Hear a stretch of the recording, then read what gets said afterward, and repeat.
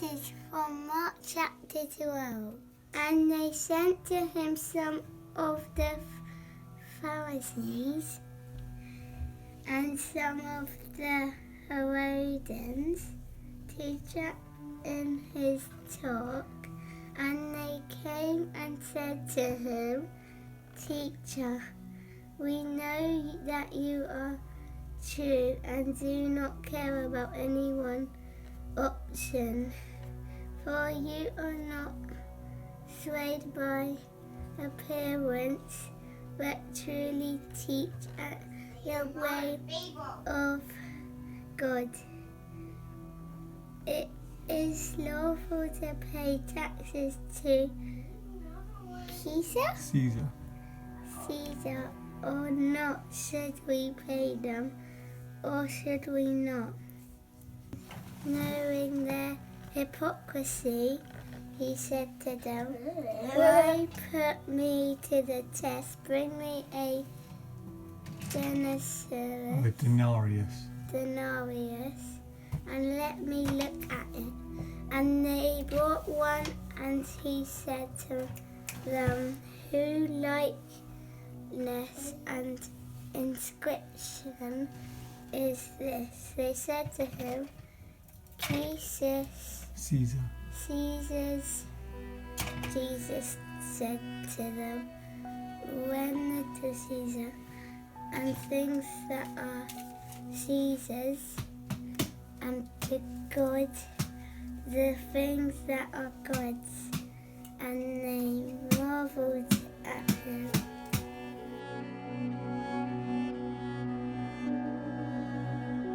And so begins our final week in our Lent devotional studies.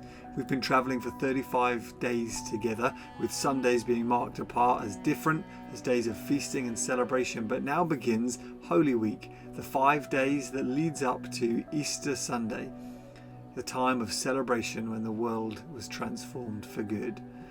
The word holy and the concept of holiness, I don't know about you, but it's a word that for me rings of austere seriousness, of sanctified individuals, of untouchable realities, and of slightly glum and dour-faced. However, in the way Jesus answers this trap or this question that's posed to him, Jesus answers it by essentially saying, you're to be a holy people. For me, holiness is best expressed in the image of a bride on her wedding day.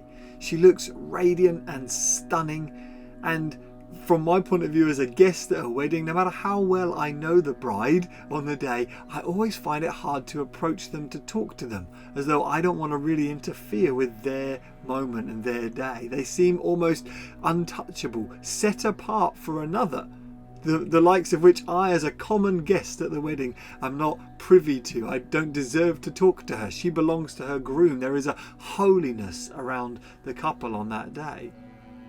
Now, in the way Jesus answers this trap, he says, render unto Caesar, give unto Caesar things that are Caesar's. Or we might say, give to man the things that belong to man, but give to God the things that are God's. In other words, there are things that belong to God. Belonging to God, being set apart for God, is essentially what holiness is all about. God is holy, meaning he's devoted fully and entirely, set apart entirely to himself.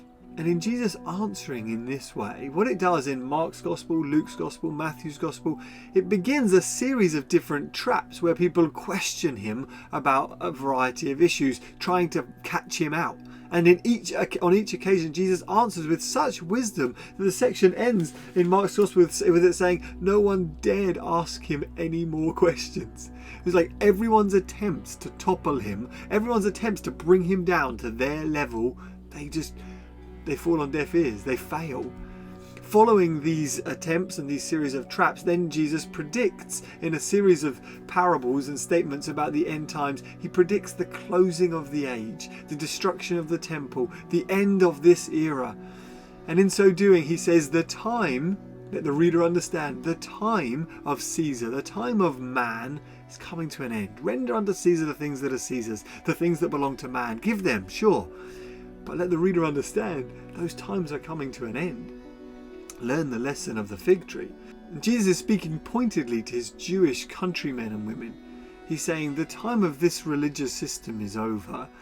The river of God's blessing in the world is no longer a river made up of just the Jewish nation, but the tributaries of the other nations are joining it, such that this river is going to expand to encompass every family and every clan and every people on the planet.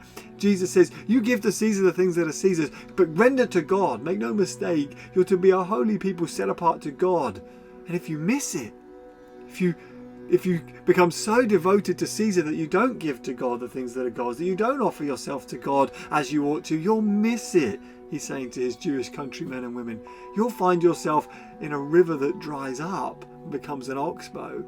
Whereas God's river, the Jewish nation, is being added to it now, the nations of the world, and becoming like the Amazon River.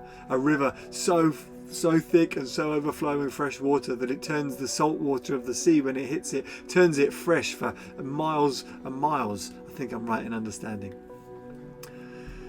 Jesus is a man who is holy. He's got his face fixed towards Jerusalem, his mind set on the cross. He knows where he's heading, and he begins his journey by answering these traps and saying, you're to be a holy people too.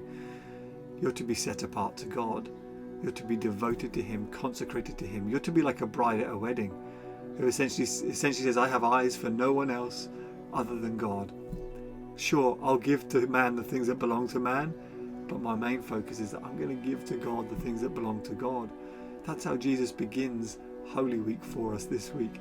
That's how we're beginning Holy Week this week, with our hearts and minds focused on the man who is devoted to God, such that he was willing to face the most agonizing death of all, not just the physical pain of the cross, but the spiritual separation from his Father that he endured when he cried out, my God, why have you forsaken me?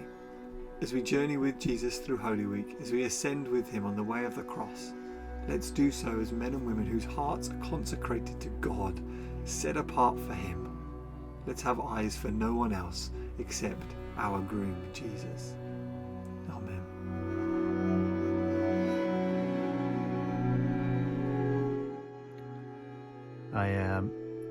I'm going to pray a prayer of blessing over you and your family for this Easter. I'm going to pray in my heart language, so, em português. Senhor Jesus, Pai querido, obrigado pelo teu amor, pela tua presença nas nossas vidas, das nossas famílias.